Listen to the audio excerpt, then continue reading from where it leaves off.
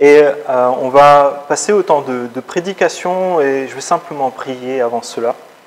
Seigneur, on te remercie parce qu'on peut être là aujourd'hui, que ce soit physiquement ou à distance, pour être à ton écoute. Et comme ma gloire l'a dit, nous avons faim et soif d'une nourriture que toi seul peux donner.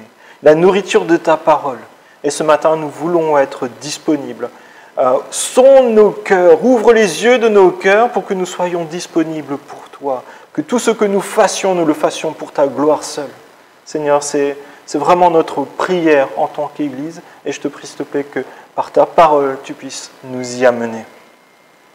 Ah, ouais, attends, passe-le-moi. Oui.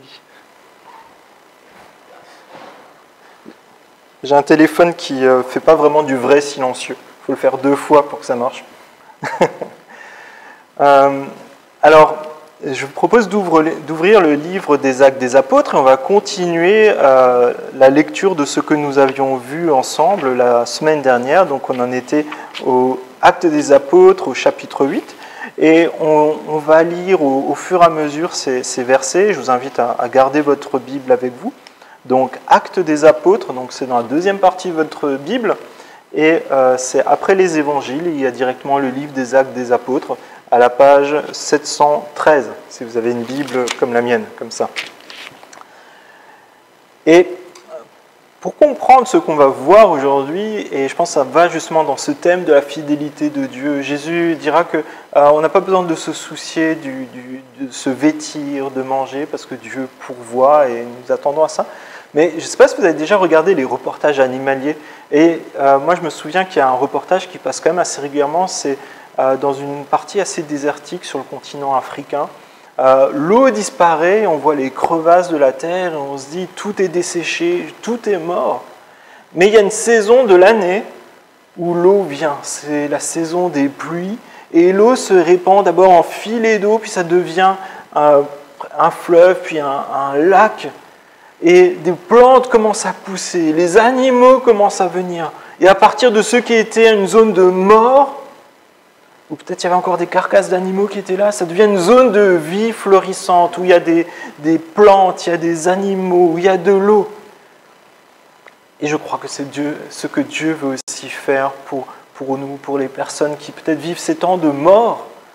Dieu veut donner une eau nouvelle, donner une vie nouvelle. Et c'est ce que nous croyons pour chaque personne qui entend le message de l'Évangile, mais aussi c'est ce que nous prions pour notre région. Et justement, dans ce que nous allons voir aujourd'hui, nous allons voir la puissance de l'Évangile à l'œuvre dans une région qui était désertique, une région où vivaient des personnes qui vivaient l'occultisme. Ils avaient d'un côté la Bible qu'ils avaient arrangée à leur sauce pour que ça leur convienne, plein de pratiques occultes. C'était une zone de mort, mais la vie est venue. Et nous allons voir que l'Évangile transforme en profondeur, l'Évangile libère les captifs, l'Évangile répand la présence de Dieu et l'Évangile confronte ceux qui ne se repentent pas. Et nous lisons les premiers versets. On va commencer chapitre 8 au verset 4. Vous vous souvenez, on avait lu la semaine dernière les premiers versets du chapitre 8 où l'Évangile se répand à Jérusalem. Des prêtres qui servaient au temple croient en Jésus et une persécution commence à prendre forme. Les chrétiens sont dispersés, ils doivent s'enfuir et ils vont s'enfuir jusqu'en Samarie. Et c'est là que commence notre lecture. Verset 4, chapitre 8 des Actes des Apôtres, verset 4. Et on va lire les 13 premiers versets. Ceux qui avaient été dispersés allaient de lieu en lieu et annonçaient la bonne nouvelle de la parole. Philippe descendit dans la ville de Samarie et y prêcha le Christ. Les foules tout entières étaient attentives à ce que disait Philippe lorsqu'elles apprirent et y virent les signes miraculeux qu'il accomplissait. En effet, les esprits impurs sortaient de beaucoup de démoniaques en poussant des cris, et beaucoup de paralysés et de boiteux étaient guéris. Il y eut une grande joie dans cette ville. Une grande joie dans cette ville. Un homme du nom de Simon se trouvait déjà dans la ville. Se présentant comme un personnage important, il exerçait la magie et provoquait l'étonnement du peuple samaritain. Tous, du plus petit jusqu'au plus grand, l'écoutaient attentivement et disaient « Cet homme est la puissance de Dieu, celle qui s'appelle la grande ». Ils l'écoutaient très attentivement parce qu'il les avait depuis longtemps étonnés par ses actes de magie. Mais quand ils eurent cru à Philippe, qui leur annonçait la bonne nouvelle du royaume de Dieu et du nom de Jésus-Christ, hommes et femmes se firent baptiser. Simon lui-même crut aussi. Et après avoir été baptisé, il ne quittait plus Philippe. Il voyait avec étonnement des grands miracles et signes qui s'accomplissaient. L'Évangile libère les captifs. Ceux qui avaient été dispersés allaient de lieu en lieu et annonçaient la bonne nouvelle de la parole. Philippe descendit dans la ville de Samarie et y prêcha le Christ. L'église de Jérusalem, comme on l'a vu, était en pleine croissance et Dieu est en train d'équiper cette église. Elle prend soin des nécessiteux, l'église prend soin de ceux qui sont dans le besoin. Et ils sont aussi amenés à grandir en maturité, à se confier chaque jour davantage dans la parole de Dieu, à eux-mêmes témoigner, mais aussi à être au service des uns et des autres et de l'église. Et ils accueillent des conversions, des personnes qui rejoignent l'église, croient en Jésus, se font baptiser, y compris même des personnes qui étaient sans doute opposées dans un premier temps. Mais ces personnes désormais croient en Jésus-Christ. Et l'œuvre de Dieu est vraiment manifeste et il y a des miracles et des prodiges qui s'accomplissent parmi le peuple. Et désormais, il y a une persécution qui est violente. Et on nous dit même qu'ils vont chercher les personnes jusque dans leur maison pour les emmener en prison. Tout simplement parce qu'ils croient en Jésus-Christ. Et ces disciples sont en train de fuir désormais en Samarie. Et pour les Juifs de l'époque, la Samarie, c'est une région maudite. Si vous avez regardé Le Seigneur des Anneaux, quelque chose comme ça, c'est l'équivalent du Mordor, une zone stérile spirituellement, une zone maudite. Imaginez le lieu où vous auriez le moins envie d'aller. Peut-être pour certains, ils auraient peur de l'Amazonie avec des araignées, pour d'autres, des pratiques vaudou. Imaginez tous ces pires scénarios et mettez-les en Samarie. C'est comme ça que les Juifs voyaient cette région. Et l'Église est fidèle. Et pourtant, Dieu permet la persécution. Ce n'est pas parce qu'ils ont fait quelque chose de mal que la persécution est là. Et on l'a vu la semaine dernière, Jésus lui-même dira « Si vous êtes mes disciples, vous serez aussi persécutés comme moi-même. » Donc ils font simplement ce que Dieu leur demande. Et la persécution est là. Dieu la permet. Et les familles sont en train de fuir, mais ce qui me choque personnellement, c'est que ces familles fuient, mais là où elles vont, elles continuent de propager l'Évangile. Elles ne sont pas trop centrées sur elles-mêmes, même en train de fuir la persécution, la prison et peut-être une mort certaine, pour ne pas communiquer l'Évangile là où elles sont. Une bonne nouvelle qu'eux-mêmes ont expérimentée a changé leur vie. Et cette bonne nouvelle, c'est Jésus-Christ, le Messie.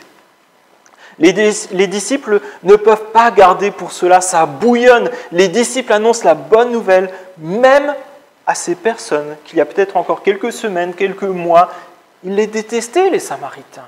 Ils ne voulaient rien à faire avec eux. Mais Dieu change en profondeur le cœur de ses enfants. Et la haine laisse place à un amour qui, lui, est extravagant.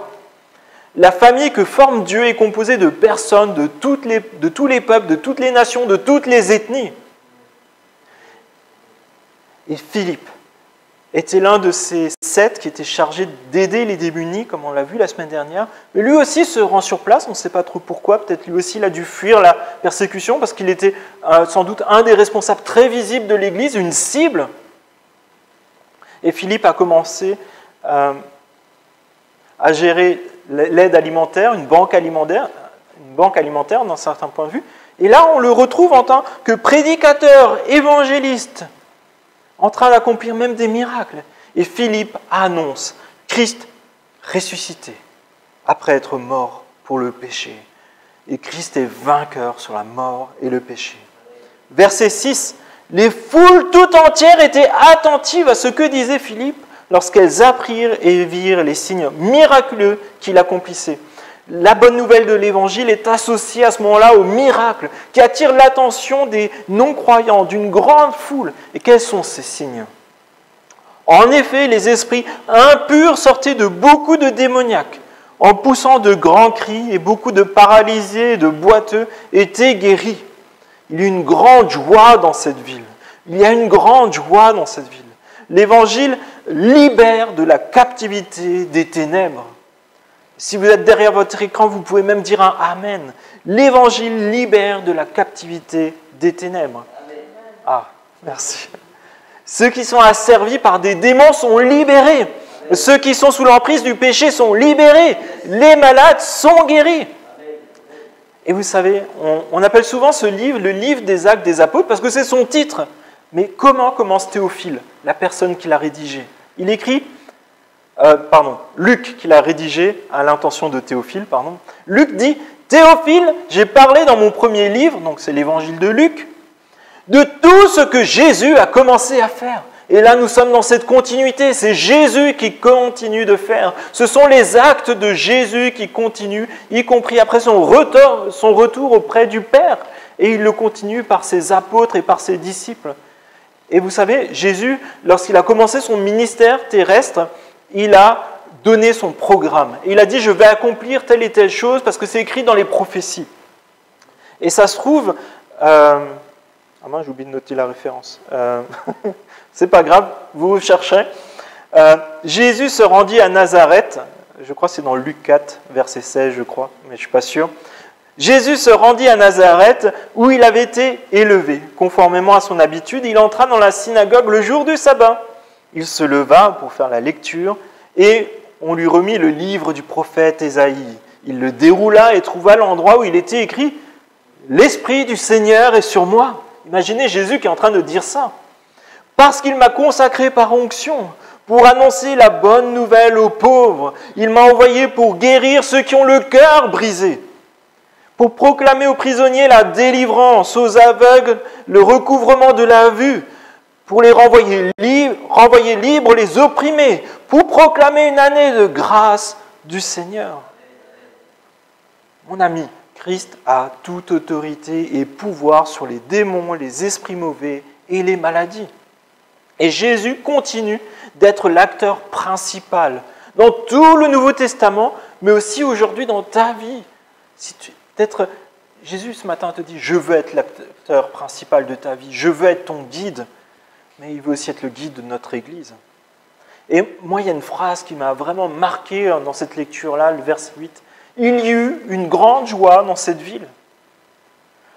J'ai l'impression que finalement, avec un peu de recul, on évoque rarement la joie dans les messages qu'on aborde les dimanches, alors que c'est vraiment régulièrement cité dans le Nouveau Testament. Et moi je me dis, mais ce qui est en train d'être vécu là, c'est la même chose que les vidéos que vous voyez quand il y a l'armée américaine qui arrive à la fin de la Seconde Guerre mondiale en France. Il y a des scènes de joie, d'acclamation de ceux qui viennent de les libérer. Là, c'est la même chose, il y a des scènes d'acclamation envers Jésus qui est le grand libérateur. Et dans notre quotidien, nous connaissons aussi la joie. Et cette joie, elle est souvent provoquée parce qu'on se sent aimé, on se sent apprécié, on se sent entouré. Aussi parce que lorsque parfois on expérimente une réussite. Mais nous sommes aussi dans la joie lorsque nous voyons des personnes qui sont guéries physiquement, moralement, spirituellement. Et la libération que donne Christ transforme vraiment en profondeur ceux qui la saisissent. Ce matin, saisis cette libération. Une grande joie surnaturelle se répand dans cette ville. Comprenez que croire en la bonne nouvelle de Jésus-Christ donne une joie et une liberté qui est extraordinaire. Celle-ci, elle ne se trouvera que en Jésus seul. Elle ne se trouvera pas si tu réussis à gagner un match de foot ou si tu as une promotion. Ça, tu as besoin de pouvoir réalimenter. Mais cette joie de Christ, elle n'a pas besoin d'être réalimentée, elle est là, permanente, on va en parler. Mais c'est aussi une joie qui ne dépend pas des circonstances. Il y a des chrétiens là qui sont en train d'être persécutés, qui fuient et qui expérimentent la joie de Christ. Et la plupart de nos joies sont issues d'événements qui ont besoin de se répéter. Mais il y a cette joie qui est pérenne, qui ne dépend pas des circonstances. Une joie qui est surnaturelle, qui réside quand Christ est avec nous, quand son esprit est avec nous. Et dans Galates 5, verset 22, il est dit cela. Mais le fruit de l'esprit, c'est l'amour, la joie, la paix, la patience, la bonté, la bienveillance, la foi, la douceur, la maîtrise de soi. Ceux qui appartiennent à Jésus-Christ ont crucifié leur propre nature avec ses passions et ses désirs. Si nous vivons par l'esprit, laissons-nous aussi conduire par l'esprit. Comprenez bien que là, ce n'est pas un choix entre 5 fruits et légumes, c'est un fruit où il y a tout dedans. Et Dieu veut que tu expérimentes tout cela, pas seulement juste la paix, mais il veut te donner la joie, il veut te donner l'amour. Et dans quelques instants, nous parlerons de comment expérimenter la joie, l'amour, la paix, la patience, et ainsi de suite. Nous avons besoin du Saint-Esprit. Et là, dans ce texte, on voit aussi la libération d'influences occultes. Verset 9. Un homme du nom de Simon se trouvait dans la ville, se présentant comme un personnage important. Il exerçait la magie et provoquait l'étonnement du peuple samaritain. Tous, du plus petit jusqu'au plus grand, l'écoutaient attentivement et disaient « Cet homme est la puissance du Dieu, celle qui s'appelle la grande ». Il l'écoutait attentivement parce qu'il les avait depuis longtemps étonnés par ses actes de magie. Simon lui-même crut aussi. Simon, le magicien, crut aussi. Après avoir été baptisé, il ne quittait plus Philippe. Et il voyait avec étonnement les grands miracles et signes qui s'accomplissaient. Pendant longtemps, ce peuple samaritain vit deux choses en parallèle. D'un côté, ils ont cette foi d'origine juive, mais aussi l'idolâtrie, l'occultisme qui s'est introduit progressivement dans leurs coutumes, dans leur façon de vivre les cultes. Et l'histoire de ce peuple samaritain commence par Jéroboam Ier, qui crée la scission du royaume d'Israël. Donc d'un côté, il y a Israël, d'un autre côté, il y a Juda. Et vous savez ce qu'il a fait? Il a peur de perdre sa royauté. Et il dit cela, dans 1 Roi 12, verset 27, « Si les membres de ce peuple montent à Jérusalem pour faire des sacrifices dans la maison de l'Éternel, leur cœur retournera à leur seigneur, à Roboam, qui était le roi de Juda à ce moment-là. Ils me tueront alors et retourneront à Roboam, le roi de Juda. Après avoir demandé conseil, le roi fabriqua 2 veaux d'or et dit au peuple, « Cela fait assez longtemps que vous montez à Jérusalem, Israël. Voici tes dieux qui t'ont fait sortir d'Égypte. » Il plaça l'un de ses veaux à Béthel et l'autre à Dan, et cela fut une cause de péché. Les Samaritains vont aussi construire un temple à eux, pour ne pas aller au temple de Jérusalem, sur le mont Garizim, pour ne pas vivre cette dépendance à la fois au roi, mais aussi à la dépendance à Dieu lui-même, parce que c'est Dieu qui dit comment on doit l'adorer. Ce temple, du temps de Jésus, est détruit, et vous le retrouvez justement dans le récit de la femme samaritaine, qui se trouve dans Jean 8, normalement. Jean 4, merci. Suite à l'exil forcé d'une partie du peuple, des personnes de tous les peuples se mélangent à Israël. Donc il n'y a pas seulement Israël, il y a des personnes qui faisaient peut-être des sacrifices à Moloch, des personnes qui faisaient des sacrifices d'enfants, et ainsi de suite. Et ça introduit des pratiques occultes supplémentaires dans ce peuple. Alors, mais que retenir de cela? Les Samaritains baignent dans le mensonge. Tout ce qui est occulte baigne dans le mensonge. Et sous couvert de citer parfois la Bible, des personnes mal intentionnées s'en servent de prétexte pour asseoir leur pouvoir et éloigner les personnes de la vérité biblique. Et sur Internet, et je ne vais pas citer qui c'est, mais il y en a d'autres, je pense, vous voyez des prédicateurs, ils sont bien coiffés, mieux que moi, ils ont un beau décor, et ils tiennent une Bible en permanence. Et jamais ils l'ouvrent. Ils ont même tout un slogan sur cette Bible. La Bible me dirige, et ainsi de suite. Mais jamais ils parlent de ce qu'il y a dedans. Jamais ils parlent de Jésus-Christ. C'est une sorte de coaching de comment réussir ta vie. Mais ce n'est pas l'évangile de Jésus-Christ. L'évangile de Jésus-Christ, ce n'est pas comment réussir ta vie. L'évangile de Jésus-Christ, c'est comment réussir ton éternité, d'être dans la présence de Dieu. Deuxièmement, les miracles et les signes prodigieux ne sont pas des signes de la présence de Dieu. Vous voyez que là, il y a un magicien, il fait des choses qui étonnent, et 3 fois, il est dit que le peuple est rempli d'étonnement. Ce qui attire, c'est l'étonnement, c'est le spectacle. Simon le magicien exerçait la magie et provoquait l'étonnement du peuple. Il l'écoutait attentivement parce que Simon les avait depuis longtemps étonnés par des actes de magie. Puis désormais, verset 13, Simon lui-même crut aussi. Et après avoir été baptisé, il ne quittait plus Philippe. Simon voyait avec étonnement les grands miracles et signes qui s'accomplissaient. Comprenez bien qu'il y a une attirance qui est faite par ce qui étonne. Et dans un premier temps, ce n'est pas forcément mal. Mais à un moment, il faut se poser la question, est-ce que c'est seulement parce que c'est joli qu'on va suivre? Est-ce que c'est forcément parce que c'est extraordinaire qu'on va suivre? Mais il y a une recherche de vérité à avoir aussi. Qu'est-ce que dit la Bible? Des personnes utilisent des pouvoirs occultes pour attirer sur eux l'attention, exercer un pouvoir sur les autres. Et c'est une réalité qui existe encore aujourd'hui, et ce n'est pas seulement sur d'autres continents. Effectivement, il y en a sur d'autres continents, peut-être ça prend des formes qui simplement nous surprennent nous, mais je vous rappelle juste une statistique que je vous dis souvent. 300 pratiquants occultes se trouvent ici, à moins de 30 minutes de notre église. Et elles ont des belles plaques dorées sur la rue. En devanture, astrologue, voyant, médium, magnétiseur, lithothérapeute, maître reiki, maître spirit et ainsi de suite. Avec des jolies plaques jaunes. Effectivement, ça fait moins kabbalistique que quelqu'un qui égorge un poulet sur la rue. Mais c'est pareil. Jésus est plus puissant que tous les praticiens, tous les rites et toute force occulte. Jésus libère de l'influence de la sorcellerie et de son pouvoir. Les faux prophètes, il faut le savoir, vont jusqu'à s'infiltrer dans les églises pour pratiquer des actes qui sont similaires. Et soyez certains que dans notre église, nous croyons à la guérison miraculeuse que Dieu nous donne. Et c'est pour ça que vous êtes malade, on va prier avec vous, avec les anciens, on va vous imposer les mains, on va faire l'onction d'huile. Aucun problème, on s'attend à la guérison de Dieu. Mais d'autres viennent pour, comme c'était dit pour Simon, ils vont faire des guérisons, ils vont faire des actes de magie, il va se passer des choses dans la salle, des courants d'air, des choses qui vont tomber, des tremblements de terre, j'ai déjà entendu, et ça s'est produit. Et pour prendre une emprise spirituelle et morale sur les personnes, tout en se disant chrétienne. Même quelqu'un qui se dit chrétien n'est pas forcément chrétien. Et on va le voir après, Simon est baptisé, mais il n'a pas changé. Son cœur n'est pas à Christ. J'ai même vu des vidéos, et je ne vous invite pas spécialement à les rechercher, mais j'ai vu des personnes qui frappent des participants, d'autres qui crachent au visage du coca pour leur donner des onctions spéciales. Mais où est-on? Est-ce que c'est dans la Bible, ça?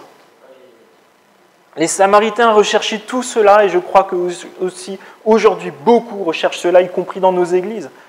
Mais ce qui les a convaincus, ces Samaritains, finalement, c'est plus ces étonnements, parce que c'est un peu comme, vous savez, quand Moïse est parti, il y avait les magiciens faisaient aussi plein de choses étonnantes, et ils arrivaient à faire la même chose à chaque fois.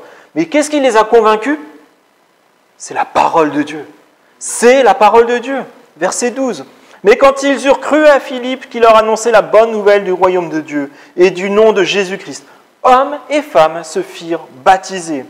Ce ne sont pas les miracles qui donnent la foi, mais l'annonce de l'évangile de Jésus-Christ, mort pour nos péchés, ressuscité pour nous donner une vie nouvelle, nous libérer de la mort et du péché, pour nous amener dans le royaume de Dieu, nous introduire dans la famille de ceux qui sont réconciliés avec Dieu. L'évangile libère les captifs. Mais l'évangile répand aussi la présence de Dieu, comme je l'ai dit dans mon illustration. La présence de Dieu se répand et on va lire les versets 14 à 17. Les apôtres étaient à Jérusalem, apprirent que les habitants de Samarie avaient fait bon accueil à la parole de Dieu et ils leur envoyèrent Pierre et Jean. Ceux-ci descendirent et prièrent pour eux afin qu'ils reçoivent le Saint-Esprit. En effet, ils n'étaient pas encore descendus sur aucun d'eux. Ils avaient seulement été baptisés au nom du Seigneur Jésus.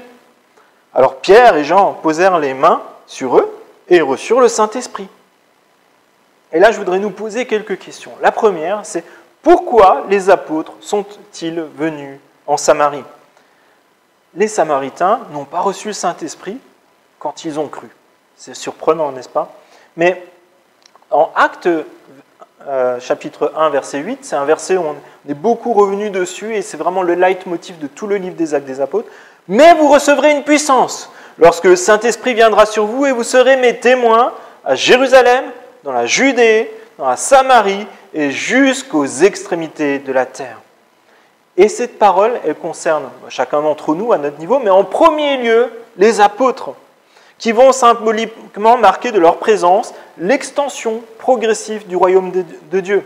C'est un peu comme si, vous savez, quand parfois on inaugure un rond-point, une nouvelle salle et peut-être notre future église, j'espère qu'on pourra bientôt vivre ça. On invite souvent des personnes officielles, des maires, et viennent avec des beaux ciseaux et coupent des rubans. Là, c'est un peu pareil. Les apôtres sont là pour inaugurer le royaume de Dieu dans de nouvelles contrées. Et là, on en est à la Samarie.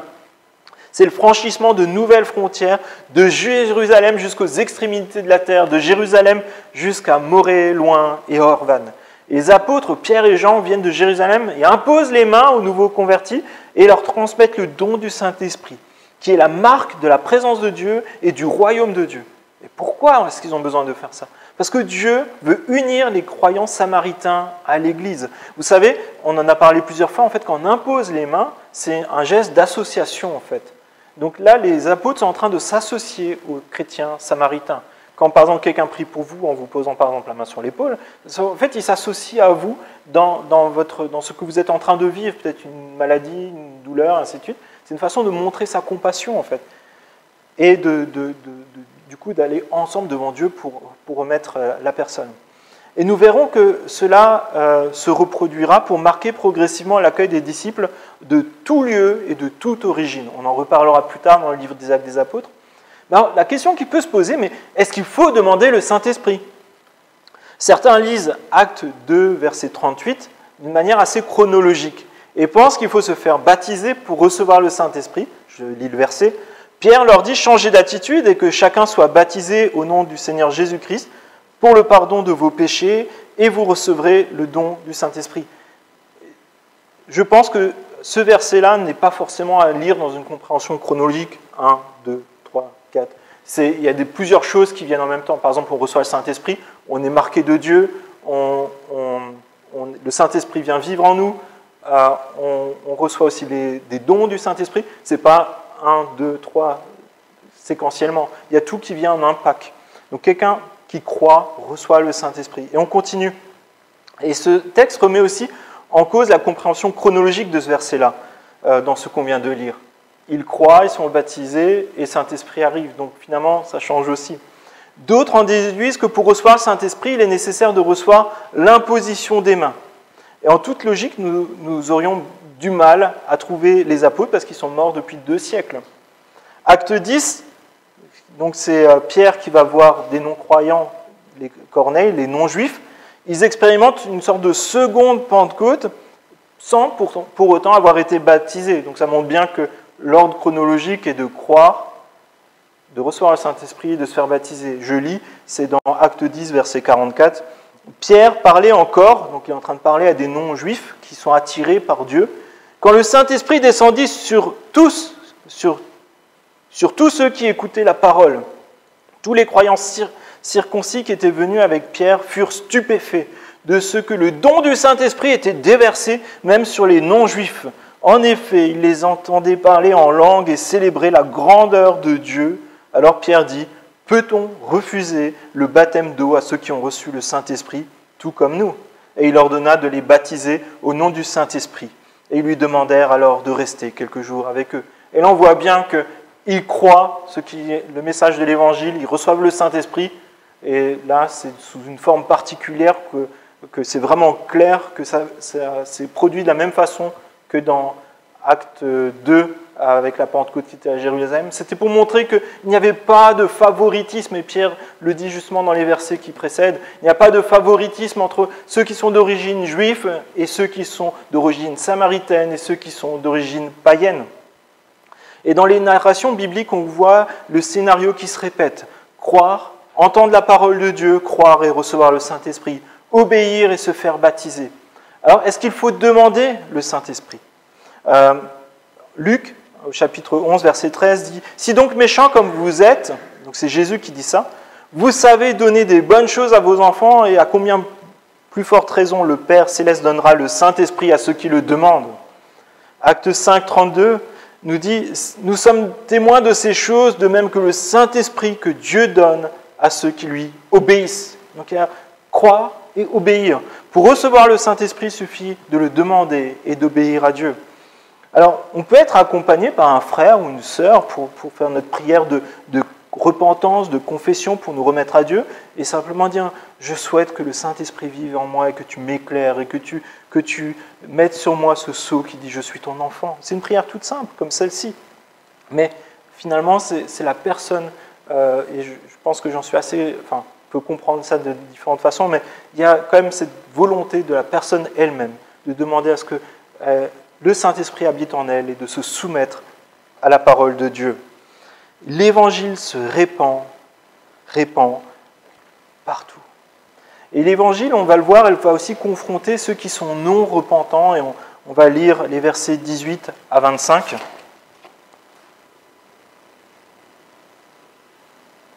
Voyant que l'Esprit Saint était donné lorsque les apôtres posaient les mains sur les gens, Simon leur offrit de l'argent, en disant « Accordez-moi aussi ce pouvoir, afin que celui sur lequel je poserai les mains reçoive le Saint-Esprit. » Mais Pierre lui dit « Que ton argent soit perdu avec toi, puisque tu as cru que le don de Dieu s'achète à prix d'argent.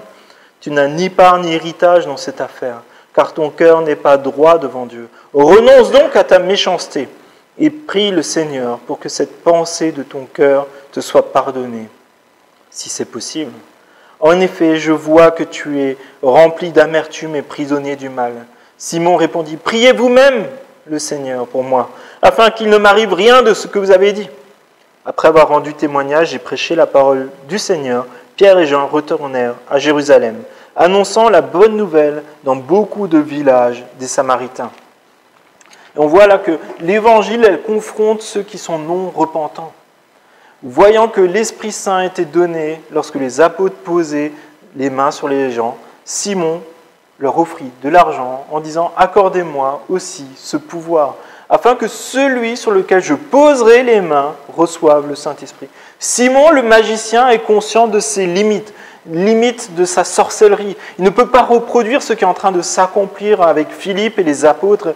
Les apôtres imposent les mains et l'Esprit de Dieu remplit les personnes. Aucune personne qui est dans les ténèbres, qui n'est pas... personne ne peut donner le Saint-Esprit, seul Dieu peut le donner. Simon voit cela aussi comme une aubaine pour reprendre sa place de, entre guillemets, sorcier rockstar de la ville. Faire son show tous les jours et dire « Ah, quand j'aurai le temps, je passerai, je t'imposerai les mains, tu auras le Saint-Esprit. » C'était ça son idée.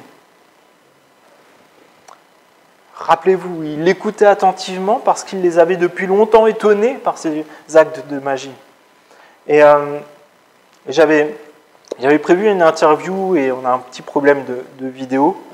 Donc c'est avec un ami qui était astrologue et aussi qui était dans l'occultisme. Et il explique justement comment il est sorti de l'occultisme. Et il dit, mais je pensais que c'était un don de Dieu. Je le pensais vraiment. Là aussi, on voit ce parallèle-là. La puissance, la grande de Dieu. Il pensait faire du bien aux autres. Mais aussi, il disait que c'était une façon de se valoriser, de se faire voir bien des autres, de vouloir leur apporter quelque chose. Et souvent, on peut avoir une bonne intention d'une certaine façon, mais ça sert les ténèbres et pas Christ. Et il voulait maîtriser la transmission du Saint-Esprit. C'est se prendre, en fait, c'est prendre une position de force sur Dieu. Choisir par lui-même qui deviendrait enfant de Dieu, qui obtient le salut. Ça nous rappelle aussi à chacun d'entre nous que nous n'avons pas à prendre une position de force par rapport à cela. Nous avons à témoigner à chacun, même s'il y a des personnes que l'on apprécie moins. Et en fait, Simon, là, en fait, ce qu'il demande, c'est d'ouvrir une sorte de franchise Burger King sur tout le pays. Mais là, c'était une franchise Simon, don du Saint-Esprit. Et Simon est devenu très célèbre parce que son nom a donné le terme de simonie.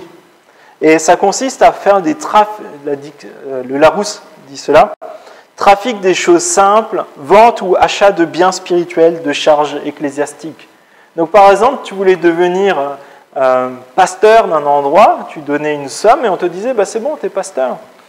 Tu veux avoir le salut ou le pardon de tes péchés, mets une quinzaine d'euros dans le tronc, ça ira, tu seras pardonné. C'était ça. Et Simon est devenu célèbre parce qu'il voulait acheter ce qui ne peut s'acheter. Et Simon pense que les autres apôtres sont eux-mêmes dépositaires de ce pouvoir. En fait, il ramène tout à la sorcellerie. Il n'est jamais emmené dans la lumière de l'Évangile. Alors qu'en fait, les apôtres sont des serviteurs et non des gestionnaires d'une franchise. Le Saint-Esprit est la marque de ceux qui appartiennent à Dieu, pas l'inverse. Ce n'est pas ceux qui ont le Saint-Esprit qui maîtrisent Dieu, c'est Dieu nous appartenons à Dieu. Il marque l'héritage du salut qui est un cadeau immérité. On ne peut pas le mériter, on ne peut pas l'acheter. Vouloir acheter un cadeau immérité d'une valeur infinie démontre une mécompréhension totale de qu'est-ce que c'est la grâce, le salut gratuit. Ça démontre que la personne n'a pas compris la signification du sacrifice de Jésus. Et pourtant, il est dit, Simon a cru.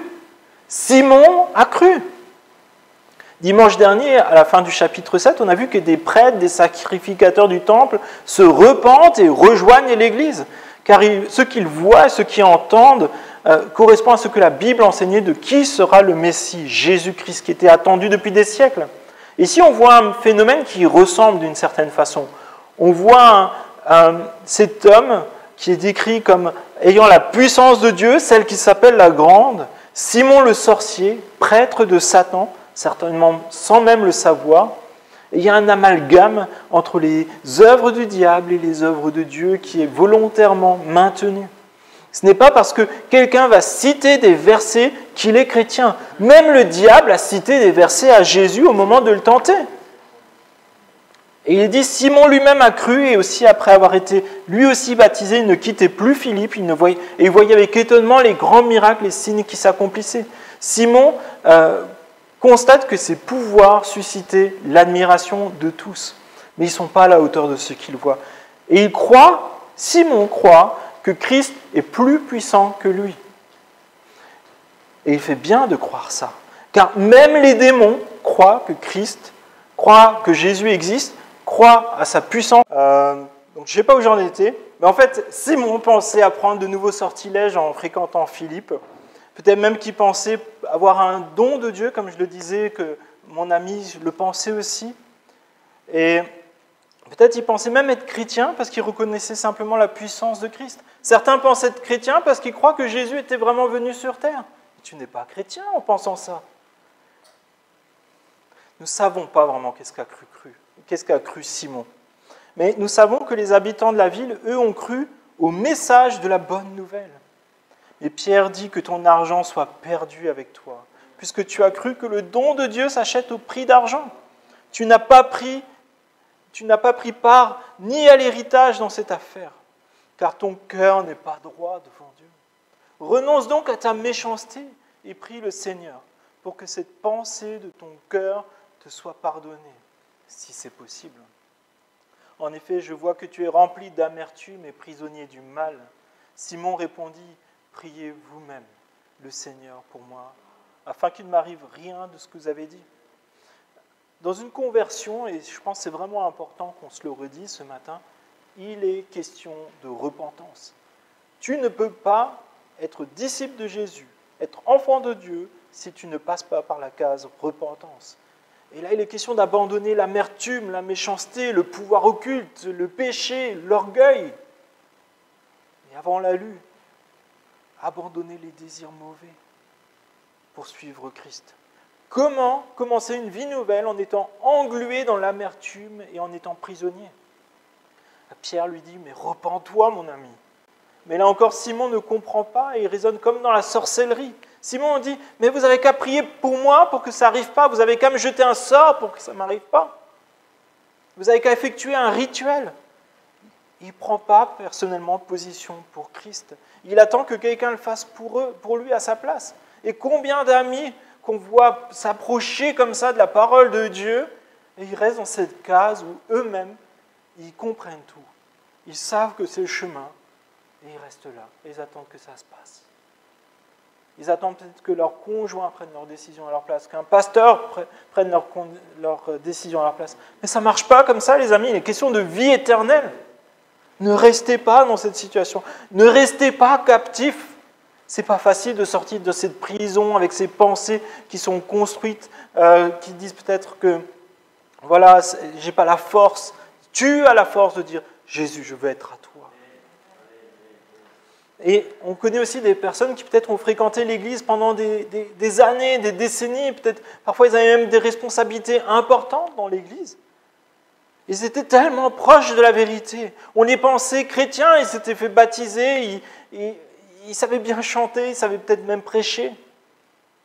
Et finalement, ils ont fait le choix de retourner dans les ténèbres, de s'éloigner de la présence de Dieu, de s'éloigner de l'Église.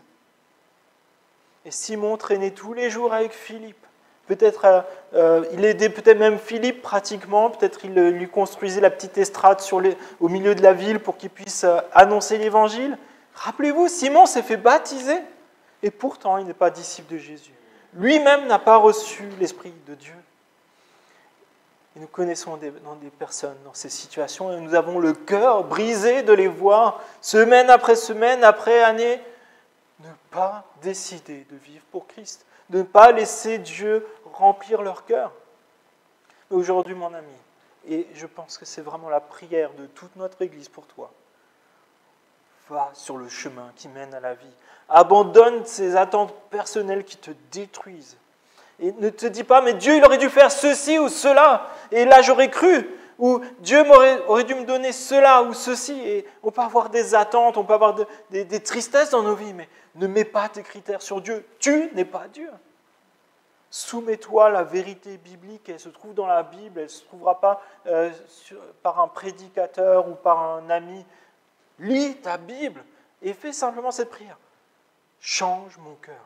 Je veux découvrir qui tu es. Je veux découvrir ce que tu as de bon pour moi. Change-moi. Et confesse-toi. Dis, je ne veux plus de cette vie. J'ai besoin d'avoir cette vie nouvelle que toi tu peux me donner. Demande au Saint-Esprit de régner en toi, que ça soit plus l'amertume, le mal qui règne en toi. Et l'Évangile va continuer de se répandre en toi, de se répandre dans ta famille, auprès de tes amis. Et l'Évangile ne te laissera jamais tranquille. L'Évangile, elle va confronter ceux qui ne se repentent pas. Et ce matin, je voudrais vraiment te lancer cet appel. L'Évangile est capable de transformer ton cœur. Dis, je suis dispo pour qu'il me transforme. Que l'on soit chrétien depuis longtemps, ou peut-être que ça fait quelques semaines que tu entends seulement parler de la Bible, dis, je suis disponible pour être transformé par toi, Jésus-Christ. Mon ami, l'Évangile libère les captifs. L'Évangile répand la présence de Dieu. Et l'Évangile confronte les non-repentants. Ce matin, nous avons besoin de nous repentir. De toutes les fois où nous nous sommes laissés dominer par des désirs qui ne venaient pas de Dieu. Toutes ces fois où nous étions nos propres serviteurs à la place d'être serviteurs de Dieu. Et je vais prier. Pendant ce temps, j'invite l'équipe à s'installer. On va prendre un dernier chant ensemble. Oui, Père, ton évangile n'est pas captif, ton évangile n'est pas soumis à un confinement. Ton évangile se libère. Et nous souhaitons, s'il te plaît, que ton évangile imprègne chaque domaine de nos vies, s'il te plaît. Nous souhaitons vivre pour toi 200%. Seigneur, ôte ce qui est un frein à l'avancée de ton évangile dans ma vie, dans ma famille et dans notre Église. Nous ne souhaitons pas être retenus par ce qui est mauvais, par notre orgueil, par peut-être des influences même occultes. Ce matin, nous prenons position pour toi, Christ. Nous abandonnons toute chose passée, tout ce qui a peut-être pu nous lier à des pratiques occultes, à des choses démoniaques. Nous le confessons et nous le déposons devant ta croix. Nous savons que tu as tout pouvoir et que tu peux nous donner une vie nouvelle.